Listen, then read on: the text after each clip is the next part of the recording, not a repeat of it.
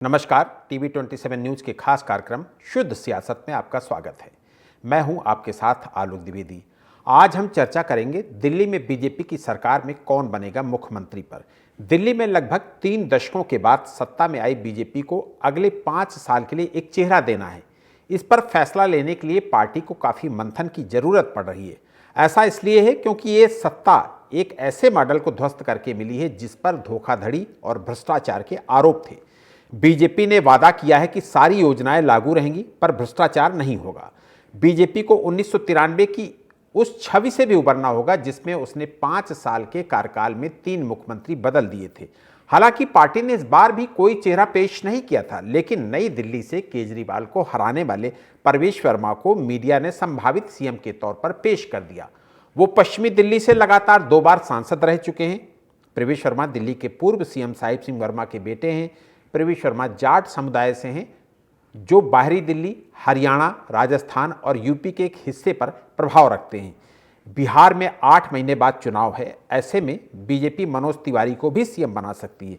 वो 3 बार से सांसद हैं और पूर्वांचली वोटरों में उनकी अच्छी खासी पकड़ है। 2016 से 2020 तक वो दिल्ली बीजेपी के अध्यक्ष भी रह चुके हैं। तीसरा नाम मनजिंदर सिंह सिरसा का है। राजौरी गार्डन से जीते हैं सिरसा। पहले भी 3 बार विधायक रह चुके हैं। वो दिल्ली में सिख समुदाय के बड़े नेता हैं। सिरसा को आगे करके बीजेपी पंजाब में पकड़ मजबूत कर सकती है।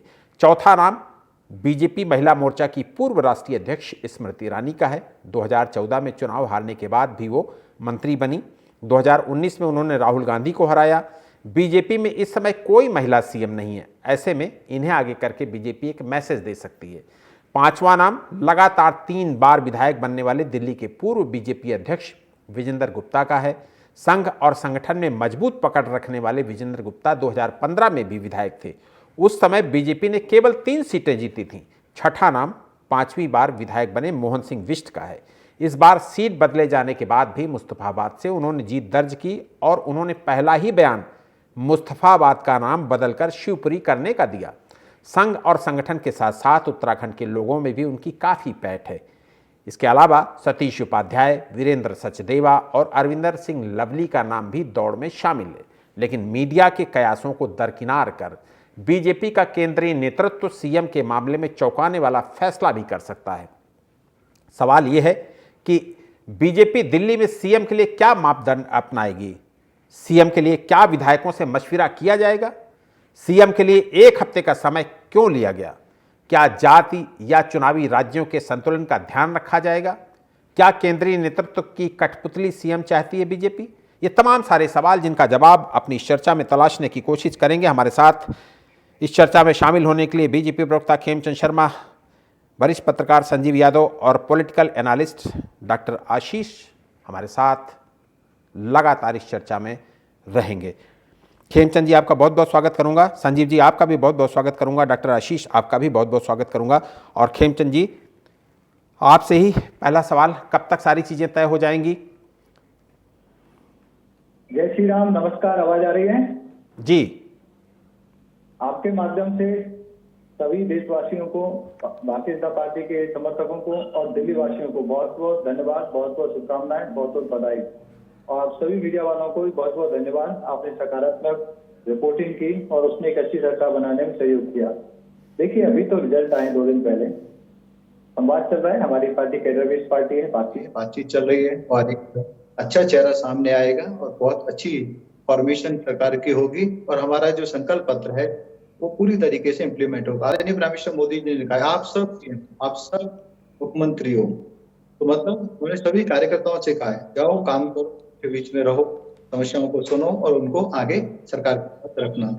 तो सीएम कौन होगा उसकी कोई चिंता नहीं, जो भी होगा अपने बीच में से होगा, अपना कार्यकर्ता होगा, हम सब लोग उनका साथ देंगे। वो आदरणीय प्राइम मिनिस्टर मोदी जी के नेतृत्व में भारतीय जनता पार्टी के संकल्प पत्र पे काम करेंगे और वो अपने आप को मालिक नहीं समझेंगे, मैं इस बात की गारंटी देता हूँ। वो अपने आप को समझ के, चौकीदार समझ के काम करेंगे। आपको कैसे जी क्लियर हो जाए और दूसरी बात बनेगा, मैं आपको कह सकता हूँ। जी, ठीक है। संजीव जी, आप दिल्ली की पॉलिटिक्स को बहुत अच्छी तरीके से समझते हैं। हमने बहुत सारे नाम गिनाए, अगर आपने सुने होंगे तो आपने बहुत सारे नाम गिनाए। कौन कौन से दावेदार हैं दिल्ली सीएम पद के लिए, उन सब के नाम हमने गिना दिए। आपको क्या लगता है किस तरीके से सिलेक्शन करेगी बीजेपी? क्या विधायकों के बीच से ही मुख्यमंत्री चुना जाएगा या फिर गैर विधायक भी सीएम हो सकता है दिल्ली का? देखिए, पहली बात तो जब जिस तरीके से बीजेपी सत्ता में आई है वो एक चौंकाने वाली बात है। दूसरी बात, सीएम की रेस की बात अगर हम बात करते हैं तो ये जो बाहर से विधायक होगा या बाहर से जो सीएम बनेगा, ये मेरे ख्याल से नहीं हो सकता, क्योंकि आपने एमपी भी देखा, अभी राजस्थान भी देखा, छत्तीसगढ़ भी देखा। जिस तरीके से केंद्रीय नेतृत्व ने बार बार नया चेहरा सामने लाया और विधायकों को बीच में से ही कोई नया फेस लाए, तो जो कहने वाली बात है कि स्मृति ईरानी जी हैं या मनोज तिवारी हैं, इनको अलग अलग संगठनों में काम दिया जा चुका है। बीजेपी केंद्रीय नेतृत्व हमेशा पद के साथ हमेशा न्याय करता और कार्य की शैली को देखता है। ये नहीं कि एक ही आदमी को रेवड़ियां देते रहे या बटोरते रहे। मनोज तिवारी जी पूर्वांचल से बिल्कुल इत्तेफाक रखते हैं, बिहार की बात है, बिहार का इलेक्शन है, आपने कई नाम अभी गिनाए, लेकिन इतनी देरी हो रही है क्योंकि प्रवेश वर्मा का नाम सबसे ज्यादा हवा में था। जिस दिन इलेक्शन का दोपहर का रिजल्ट हो रहा है वो अमित शाह जी से मिलने भी गए, लेकिन उसके बावजूद अभी तक सीएम का नाम डिक्लेयर नहीं हुआ है और कोई भी आरएसएस से लेकर के बीजेपी के केंद्रीय नेतृत्व का कोई बड़ा नेता किसी संभावित नाम को नहीं ले रहा है। तो मेरा कयास ये है कि कोई भी चेहरा होगा वो बिल्कुल यूथ या नया चेहरा होगा। जी बिल्कुल ठीक है। डॉक्टर आशीष, सीएम को चुनने में किस तरीके के मापदंडों को अपना सकती है बीजेपी? और हमने बहुत सारे नाम गिनाए हैं, आपसे एक बार फिर जानना चाहूँगा कि वो कौन, इन जो हमारे संभावित नाम हमने सबके नाम गिना दिए, उनमें से आपके दिमाग में क्या चल रहा है, किस तरीके से सिलेक्शन हो सकता है दिल्ली सीएम का? नमस्कार आलोक जी। देखिए, भारतीय जनता पार्टी का जो तौर तरीका है, जो कार्य पद्धति है, उसको समझने की आवश्यकता है। भारतीय जनता पार्टी की राजनीति में मुख्यमंत्री का कहीं कभी चेहरा आज तक रहा नहीं। हमेशा से वो माननीय मोदी जी के चेहरे पे चुनाव हर प्रदेश में लड़ते हैं, चाहे वो मध्य प्रदेश हो, राजस्थान हो, छत्तीसगढ़ हो, हरियाणा हो, झारखंड हो, और चेहरे वो बिल्कुल नए लाते हैं। हाँ, यह तय है कि इन्हीं विधायकों में से चेहरा होगा। यह कहना बिल्कुल उचित नहीं है कि बिहार में चुनाव है तो मनोज तिवारी का चेहरा आ सकता है, कि उनके पास कोई महिला मुख्यमंत्री नहीं है तो स्मृति ईरानी। यह बिल्कुल निराधार है, ऐसा बीजेपी बिल्कुल नहीं करने जा रही है। हाँ, यह तय है इन विधायकों में वह किस पे दावा लगाती है, उसमें संघ का कितना प्रभाव रहता है, यह देखने वाला होगा, क्योंकि यह बहुत ही चौंकाने वाला रिजल्ट था भारतीय जनता पार्टी के लिए।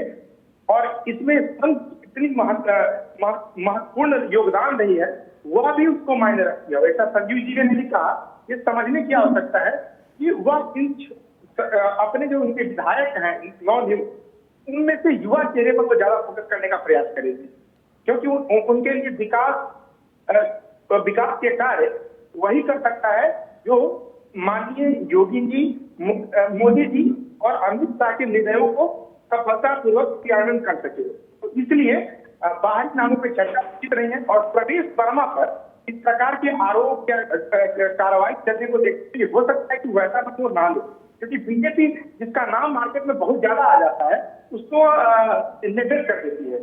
और हर जगह जो भी नाम रहा है वह बाकायदे संघ के रूप में देखा गया, वह संघ के रूप में कार्य करता हुआ रहा है, वही कहीं ना कहीं मुख्यमंत्री का प्रबल दावेदार बन पाया है। तो यह देखना होगा। अभी इन नामों में जो चर्चाएं हैं वो हो सकती है इनमें कोई नाम न देखने को मिले, बिल्कुल नया नाम सामने आए। आलोक जी जी जी जी, बहुत इंपॉर्टेंट बात कही आपने। खेमचंद जी, हम लोगों ने मध्य प्रदेश का पैटर्न देखा, हम लोगों ने राजस्थान का पैटर्न देखा, जिनके नाम चलते हैं उनका नाम ही नहीं आया। क्या यहाँ भी ऐसे ही चौंकाने वाले नाम हो सकते हैं? देखिए, मेरे जैसे कार्यकर्ताओं को इस पर कमेंट करना उचित नहीं है। इतनी गारंटी देता हूँ, जो भी नाम होगा बहुत अच्छा नाम होगा, बहुत अच्छी सरकार फॉर्म होगी। और साफ आदरणीय अमित शाह मोदी जी ने कह दिया है, आप सेवक हैं, प्रतिनिधि हैं, जीत लाखों कार्यकर्ताओं की है। और लाखों कार्यकर्ताओं के साथ मिलके हमें 2.5 से 3 करोड़ जनता है दिल्ली की, उसकी सेवा करनी है। और दिल्ली को इस तरीके की स्टेट बनाना है जो विकसित भारत में अपना जबरदस्त कंट्रीब्यूशन दे सके और विश्व की जो टॉप राजधानी है उनमें अपना नाम दर्ज करा सके। तो हमारा लक्ष्य काम करना है, सेवा करना है, आगे बढ़ना है। हमारा नेतृत्व डिसाइड करेगा किसको सीएम बनना है, किसको सीएम नहीं बनना। डेमोक्रेटिक पार्टी है, सबसे वो सलाह ले रहे हैं, कार्यकर्ताओं से भी सलाह ले रहे हैं, तो सबकी भावनाओं को ध्यान में रखते हुए, सारी परिस्थितियों को ध्यान में रखते हुए एक अच्छा चेहरा सामने आएगा और बहुत अच्छी सरकार चलेगी। जी बिल्कुल। संजीव यादव जी, प्रवेश वर्मा को मीडिया ने एक तरीके से सीएम बना ही दिया है, इतनी उनकी चर्चा कर दी गई, इतनी चर्चा कर दी गई है कि ऐसा लग रहा है कि जैसे वही होने जा रहे हैं सीएम। अगर उन्हें सीएम नहीं बनाया जाता है तो ऐसा तो नहीं होगा कि जाट वोट बीजेपी से नाराज हो जाए कि हमारे नेता, हमारी जाति के नेता का नाम चला और उसके बाद उसको बनाया नहीं? इत्तेफाक कह सकते हैं कि जाट नेताओं की संख्या इस बार ज्यादा आई है, लेकिन ये कि अगर प्रवेश वर्मा जी को नहीं बनाया गया तो जाट नेता नाराज आएंगे, ये आपने एमपी के चुनावों में देख लिया होगा। साफ साफ मैसेज दिया गया था कि आपको टिकट नहीं मिलेगा। जैसे भी भाई साहब ने बताया कि विरोधाभास भी मिला, उसके ऊपर आरोप भी लगे, तो उसके केंद्रीय नेतृत्व दल सीधे एक मैसेज देना चाहता है कि यूथ हो चाहे कोई भी हो, काम का तरीका हमारे अंदाज में होगा। अभी आपने कुछ मोदी जी की एक रैली में एक चेहरा देखा होगा नया यूथ लड़के का, जिसके लिए बहुत वीडियो वायरल भी हुए कि उसके पैर छुए गए। मोदी साहब ने खुद झुक के रवि नेगी पटपड़गंज से है। पटपड़गंज में जब पिछला चुनाव हुआ तो मनीष सिसोदिया लास्ट मोमेंट पे जीते शशि गार्डन से। मतलब एक डिप्टी सीएम को उस यूथ लड़के ने मतलब धूल चटाने का काम किया। इस बार भी वो पार्षद थे, लेकिन फिर भी केंद्रीय नेतृत्व और यहाँ वीरेंद्र सचदेवा ने और दिल्ली के विधायक को जो प्रतिनिधि मंडल था, उन्होंने उस पर विश्वास जताते हुए उसको विधायक की सीट दी और इस बार वो बहुत अच्छे मार्जिन से वन साइडेड इलेक्शन जीत कर आए। पटपड़गंज एक वीआईपी सीट है और सबसे बड़ी, जैसे आपने मोहन सिंह बिष्ट का नाम लिया कि उत्तरांचल के लिए पूर्वांचल उत्तरा वो हो सकते हैं पहाड़ी, तो रविंद्र नेगी ये भी एक नया चेहरा और यूथ चेहरा प्रतीक हो सकता है मेरे हिसाब से। और रही बात प्रवेश वर्मा जी, तो ये तो इत्तेफाक है कि अगर हाइप दिया जा रहा है तो कहते हैं ना कि अपने ही गड्ढा खोदते हैं, तो ये गड्ढा तय है कि खुद चुका है उनका। जी बिल्कुल। डॉक्टर आशीष, 2013 में जब आम आदमी पार्टी का उदय हुआ, सत्ता में आई, उस समय आपको पता है कि शीला दीक्षित के खिलाफ एक माहौल बनाया गया आम आदमी पार्टी की तरफ से कि शीला दीक्षित सबसे भ्रष्टतम सरकार है। बीजेपी ने भी कुछ ऐसा ही माहौल इस बार क्रिएट किया जिसका फायदा बीजेपी को मिला, क्योंकि बीजेपी ने 11 साल में देख लिया कि इनको कैसे चुनौती देना है, यानी कि जैसे को तैसा टिट फॉर टैट वाला जो अपनाया बीजेपी ने फार्मूला, वही कामयाब हुआ और उसकी वजह से सत्ता से बाहर कर पाए बीजेपी आम आदमी पार्टी को। अब आपसे जो मैं सवाल करने जा रहा हूं, क्या बीजेपी इनके भ्रष्टाचार की जांच कराएगी? क्योंकि केजरीवाल भी बार बार यही कहते थे कि शीला दीक्षित के भ्रष्टाचार की मैं जांच कराऊंगा, लेकिन सत्ता में बैठते ही भूल गए, ना कोई जांच हुई, ना कोई चर्चा हुई, उसके बाद ही खत्म हो गई सारी चीजें। तो क्या बीजेपी भी यही करने वाली है, या फिर वाकई, क्योंकि बीजेपी के लोग बार बार ये कहते रहे कि मैं भ्रष्टाचार की जांच कराऊंगा, भ्रष्टाचार की जांच कराऊंगा, तो क्या वाकई भ्रष्टाचार की जांच होगी या फिर नई सरकार ये सारी चीजें भूल जाएगी? देखिए, बीजेपी भ्रष्टाचार की जांच कराए या न कराए, लेकिन यह तो हम लोग शुरू से देखते आ रहे हैं कि बीजेपी ने जो इस बार चुनाव जीता है, हर प्रदेश में जैसे वो लड़ती है, वो इस प्रदेश दिल्ली प्रदेश में वैसे नहीं लड़ी। उनकी कार्यशैली बदली हुई, क्योंकि अरविंद केजरीवाल के जो मापदंड थे, उन्हीं मापदंड को उनको लाना पड़ा, क्योंकि मोदी जी जैसा चेहरा जो पूरे भारतवर्ष में फैल चुका था, विगत 11 वर्षों के अंदर दिल्ली में नहीं फैल पाया। 2 चुनाव मोदी जी के चेहरे के होने के बावजूद भी वो जीत नहीं पाए, इतने विरोध होने के बावजूद भी। लेकिन इस बार उनके आयामों को, उनकी जो प्री पद्धति थी, उसको अपनाकर फिर वे चुनाव में आए हैं, तब वो जीते हैं। तो बड़ा आसान नहीं है कह देना कि भारतीय जनता पार्टी आएगी तो उनको, हाँ यह तय है कि वह चाहेगी यह पार्टी खत्म हो जाए। देखिए किस प्रकार से अरविंद केजरीवाल पंजाब के सभी विधायकों को, मंत्रियों को, दिल्ली के सभी को 11 तारीख को एक बैठक करके बुला रहे हैं। तो कहीं ना कहीं उन्हें भी अब डर समा गया है कि उनकी पार्टी को धराशायी किया जा सकता है। और मैं अभी खेमचंद जी की बातें सुन रहा था, उन्होंने एक बात कही कि भारतीय जनता पार्टी मुख्यमंत्री जो होता है, क्या बोला मैं, शब्द निकल के दिमाग में अभी आया था, लेकिन एक मैं उसी संदर्भ में एक लाइन में बता दूं, भारतीय जनता पार्टी का मुख्यमंत्री वही होगा जो मोदी जी और अमित शाह के निर्णयों के ऊपर कार्य करे। आप उठाकर देख लीजिए, विगत जितने भी राज्य और मैं बार बार कह रहा हूँ, बिहार से बिल्कुल मत जुड़िएगा किसी भी चुनाव से, क्योंकि बिहार के चुनाव में उनका ही अस्तित्व बिना जेडीयू के कुछ नहीं है, बिना नीतीश कुमार के उनका ही अस्तित्व विहीन हो जाते हैं वहां पे, तो वहां पे तो कोई चल नहीं है। इसीलिए क्योंकि आप मोहन यादव देख लीजिए, भजन लाल शर्मा देख लीजिए, छत्तीसगढ़ के मुख्यमंत्री को देख लीजिए, और रघुवर दास जब बने थे तो उनको देख लीजिए, मनोहर खट्टर को देख लीजिए। इसलिए भारतीय जनता पार्टी, हाँ यह चीज जरूर है कि उनकी जो मुख्यमंत्री होते हैं वो पुराने संघ के कार्यकर्ता जरूर होते हैं, यह यहाँ बहुत मायने रखता है। और जैसा कि संजीव जी ने कहा कि रविंदर नेगी जी बिल्कुल बहुत युवा चेहरे हैं, उत्तराखंड से, मुझे लगता नहीं है कि उत्तराखंड पे वो फोकस करेंगे। मुझे लगता है यंग चेहरे पे ही होगा, लेकिन ये कहना बड़ा मुश्किल है। भारतीय जनता पार्टी में वो दो लोग जो है जिनका सब लोग सम्मान करते हैं, पूरा जी देश का जी जी जी ठीक है, ठीक है, ठीक है, कहना मुश्किल, ठीक है, ठीक है। खेमचंद जी, आपसे भी यही सवाल, सत्ता में आने के बाद केजरीवाल और उनकी सरकार के या फिर उनके बाद की सरकार के, यानी कि आम आदमी पार्टी के जो 11 साल का शासनकाल रहा, उसमें जो भी आरोप आप लोगों ने भ्रष्टाचार के लगाए, उन भ्रष्टाचार के आरोपों की जांच को आगे बढ़ाएंगे, या फिर जैसे केजरीवाल ने सारी चीजें ठंडे बस्ते में डाल दी थी 2013 में सत्ता हाथ आने के बाद, वैसे आप भी करेंगे? देखिए, आदरणीय प्राइम मिनिस्टर मोदी जी ने साफ कर दिया है, पाई पाई का हिसाब होगा, जिन्होंने दिल्ली वालों का पैसा खाया है वो लौटाना पड़ेगा। तो आदरणीय प्राइम मिनिस्टर मोदी जी ने अपने भाषण में ही तय कर दिया है, इसका मतलब वो रोड मैप सभी के सामने प्रस्तुत कर दिया है। जो भी सीएम बनेगा उनके सामने ये रोड मैप रहेगा कि दिल्ली का पैसा जिन्होंने खाया है उसको वापस लेना है, जल्द से जल्द लेना है। साथ ही साथ दिल्ली वासियों की जितनी भी मूलभूत समस्याएं, पानी की, सड़क की, प्रदूषण की, उन पे युद्ध स्तर से काम करना है। जी संजीव जी, अभी आशीष जी ये जो एक बहुत इंपॉर्टेंट बात कही इन्होंने कि दिल्ली का सीएम वही होगा जिसे मोदी जी और अमित शाह जी जिस पर मुहर लगाएंगे, आप भी इस पे सहमत हो? बिल्कुल, केंद्रीय नेतृत्व, जैसे कि आपने प्रवेश वर्मा जी के बारे में 7-8 नाम गिनाए, मैं उनकी बात से बिल्कुल सहमत हूँ। केंद्रीय नेतृत्व ये नहीं चाहता कि आप विरोध करें या आप अपना दल दिखाएं या अपना बल, कुछ भी।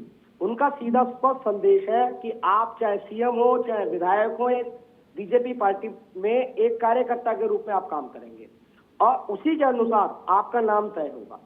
यूथ चेहरा, सही बात है, लेकिन ये कोई जरूरी नहीं कि मैं प्रवेश वर्मा हूं, मैंने अरविंद केजरीवाल को हराया। ये बात बड़ी है क्योंकि नई दिल्ली सीट का शीला दीक्षित को हरा करके केजरीवाल सीएम बनते हैं, केजरीवाल को हरा पूर्व सीएम को हरा करके प्रवेश वर्मा जी ताल ठोक रहे हैं।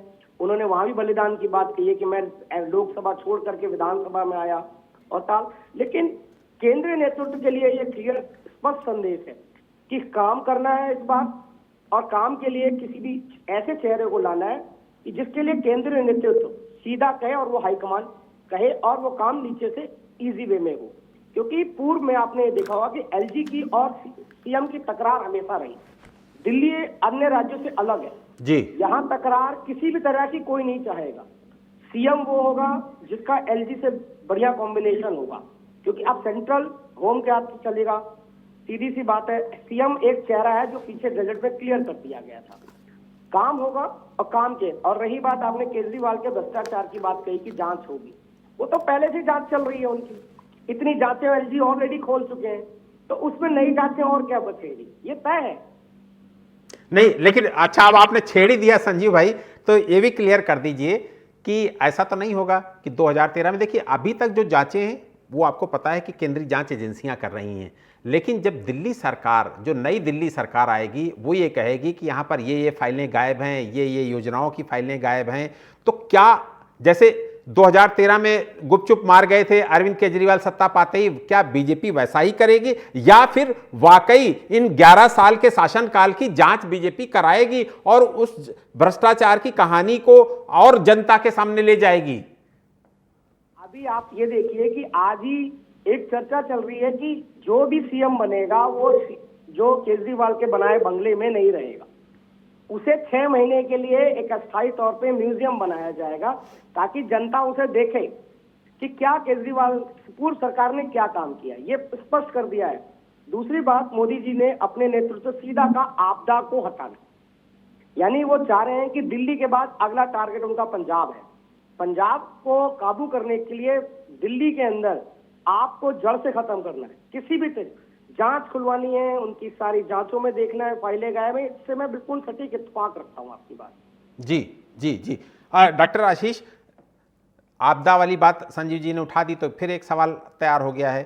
क्या, चूंकि आपको पता है कि ये आम आदमी पार्टी आंदोलन से निकली पार्टी है, जैसे ही आंदोलन से फ्री हुए वैसे ही इनको दिल्ली की सत्ता मिल गई और उसके बाद धीरे धीरे करके 11 साल में देखिए कि कितना बड़ा नेटवर्क खड़ा कर लिया कि राष्ट्रीय पार्टी के रूप में उनकी पहचान हो गई। अब ये आंदोलन, अब चूंकि 22 बचे हैं उनके पास, क्या ये आंदोलन आगे कंटिन्यू रहेगा या यही खत्म हो जाएगा? देखिए, अभी तो उनको पार्टी बचाना, सबसे बड़ा उनके सामने एक सबसे बड़ा सवाल है कि क्या वो भारतीय जनता पार्टी की राजनीति का जो तौर तरीका है, जो उनकी पद्धति है, उसको क्या वो झेल पाएंगे? पंजाब के विधायक मंत्री जो दिल्ली के हैं, वो कब तक टिके रहेंगे? सबसे बड़ा सवाल उनके लिए यही बना हुआ है। और उनको बचाने में अभी लगे रहेंगे तो आंदोलन को भी दूर छोड़ दीजिए, वो अभी दूर का सपना बन चुका है मुझे लगता है। अभी वो अपनी पार्टी को मजबूत बना के रखे और एकजुट करके रखे, यही उनके लिए सबसे बड़ा कार्य है।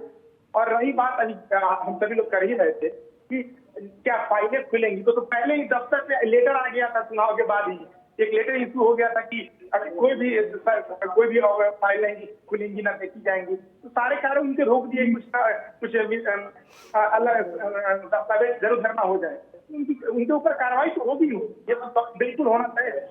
लेकिन क्या बीजेपी सत्ता में इतने दिनों के बाद आई है, क्या शीला दीक्षित के कार्य पद्धति का इस्तेमाल नए चीजों का निर्माण करेगी? क्या नए विश्वविद्यालय बनेंगे?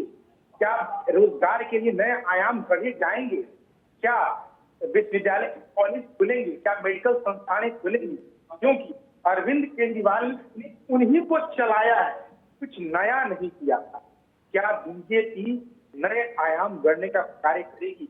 यह सबसे बड़ा सवाल है, क्योंकि उनका मुख्यमंत्री तो तय है कि वह माननीय मोदी जी और अमित शाह जी चाहेंगे वही बनेगा, और वह पूर्ण रूपेण संघ का होगा, क्योंकि उसकी चाबी संघ के पास होनी चाहिए और कार्यशैली की चाबी हमारे गृह मंत्री प्रधानमंत्री जी के पास होनी चाहिए। जी, तो यह जी। पूर्ण तय है। ठीक है, क्या नया कर पाएंगे यह समझने का। ठीक है, बिल्कुल बिल्कुल। खेमचंद जी, आपने भी बहुत बड़े वादे दावे इसलिए कर रखे चूंकि केजरीवाल को आपको काउंटर करना था। आपने भी कहा कि फ्री बिजली, फ्री पानी, फ्री से तमाम सारी फ्रीबीज सेवाएं देंगे आप, बहुत सारी घोषणाएं, 2500 रुपये महिलाओं को, बुजुर्गों को, तमाम सारी योजनाएं। ये जो तमाम सारी योजनाएं आपकी तरफ से जो घोषित की गई हैं, क्या इतना आसान होगा दिल्ली में उनको लागू करना? चूंकि आपके लिए सबसे बड़ी समस्या ये होगी कि अगर आप दिल्ली में लागू करोगे तो बाकी जो बीजेपी शासित राज्य हैं वहां के लोग भी ये आवाज उठाएंगे कि भाई हमने क्या किया, हमसे कौन सी नाराजगी है कि आप दिल्ली के लोगों को तो इतना सब कुछ लुटाए दे रहे हो, हमें क्यों नहीं दे रहे हो? दिल्ली देश की राजधानी भी है, मिनी इंडिया भी है, और हम जो कहते हैं वो सोच समझ के करते हैं, हर जगह करेंगे, अच्छा करेंगे, ऐसा मैं आपको वायदा करता हूं। और जो हमने कहा है उसका सोच समझ के ही हम लोगों ने संकल्प पत्र में रखा है। जो हमने संकल्प पत्र में रखा है तो वो इम्प्लीमेंट भी होगा, जरूर इम्प्लीमेंट होगा। जी बिल्कुल। संजीव जी, ये आपके लिए भी बहुत बड़ा सवाल है, क्योंकि आप दिल्ली को समझते हो, वरिष्ठ पत्रकार और देश की राजनीति को समझते हो। क्या बीजेपी के लिए चुनौती नहीं बनेगा? बीजेपी शासित राज्यों से आवाजें नहीं उठेंगी कि हमने ऐसा क्या किया कि हमारे साथ ऐसा भेदभाव क्यों? दिल्ली के लोगों को इतनी सारी सुविधाएं, फ्री बिजली, फ्री पानी, फ्री बस सेवा, 2500 रुपये महिलाओं के लिए, बुजुर्गों के लिए, स्वास्थ्य बीमा योजना, ऑटो लोगों चालकों के लिए योजनाएं, लेकिन हमारे लिए कुछ नहीं। ये आवाजें उठेंगी नहीं? बिल्कुल, मैं आपकी इस बात से पूरी तरीके से सहमत हूँ। केंद्रीय नेतृत्व ने कुछ सोचा होगा, लेकिन अदर स्टेट्स में जैसे कि एनसीआर में, आप मान लीजिए कि दिल्ली में पहली बार सत्ता में एनसीआर और दिल्ली में बीजेपी की सरकार है, हरियाणा सटा हुआ है, उत्तर प्रदेश सटा हुआ है। हरियाणा का किसान और उत्तर प्रदेश का किसान करा के इस बात को बिल्कुल उठाएगा, और ये मुद्दा चुनावी मुद्दा अगली बार जरूर बनेगा। इस बात से मैं पूरी तरीके से सहमत हूँ। लेकिन केंद्रीय नेतृत्व ने यहाँ एक बदलाव की नीति भी की, क्योंकि दिल्ली में बार बार आप इसलिए आ रही थी कि फ्री रेवड़ियां बट रही थी लगातार। मोदी जी की कई योजनाएं हैं, घर की आवास योजनाएं, आयुष्मान योजनाएं, वो सीधे तौर पर नहीं मिल रही थी। एक मिडिल क्लास को, लोअर तबके को मिलता था, या किसी को एमएससी एमई की योजना। लेकिन केजरीवाल ने उस कॉन्सेप्ट को अलग बदला। उसने कहा मेरे से आप सीधा लीजिए, आपको बिजली फ्री चाहिए आप फ्री लीजिए, आपको पानी चाहिए फ्री लीजिए, सीधा देते थे। तो उससे वोटर इम्पैक्ट होता था उनके लिए। लेकिन यही चीज अब बीजेपी ने करी। मोदी जी और केंद्रीय नेतृत्व ये समझ गया था कि दिल्ली में आना है तो रेवड़ी दिपाटनी पड़ेगी। बिल्कुल बिल्कुल और उसी के आधार पर ये करना था। जी बिल्कुल। वक्त हमें इतने की इजाजत देता है। संजीव जी आपका बहुत बहुत शुक्रिया करूंगा, खेमचंद जी आपका भी बहुत बहुत शुक्रिया करूंगा, और आशीष जी आपका भी बहुत बहुत शुक्रिया करूंगा। बीजेपी के लिए दिल्ली का नया सीएम तय करना एक चुनौती भरा काम है, इसलिए भी है क्योंकि भारत तीसरी सबसे बड़ी अर्थव्यवस्था बनने की तरफ बढ़ रहा है। ऐसे में राष्ट्रीय राजधानी दिल्ली को कूड़ा घर बनाकर नहीं रखा जा सकता है, दिल्ली का रीडेवलपमेंट करना ही होगा। बीजेपी के पास इसका मास्टर प्लान तो है, पर सत्ता में नहीं होने के कारण वो इसे लागू नहीं कर पा रही थी। यमुना की सफाई के साथ साथ उसे ऐसा बनाना होगा कि लोग शाम के समय इसके किनारे पर टहलने और ताज़ी हवा खाने के लिए जा सकें। बीजेपी चाहती कि अगले कुछ सालों में दिल्ली अलग तरह की नजर आए, और इसकी शुरुआत उसे सीएम तय करने से ही करनी है। शुद्ध सियासत में फिलहाल इतना ही। देश और दुनिया की तमाम बड़ी खबरों के लिए आप देखते रहिए TV 27 न्यूज़।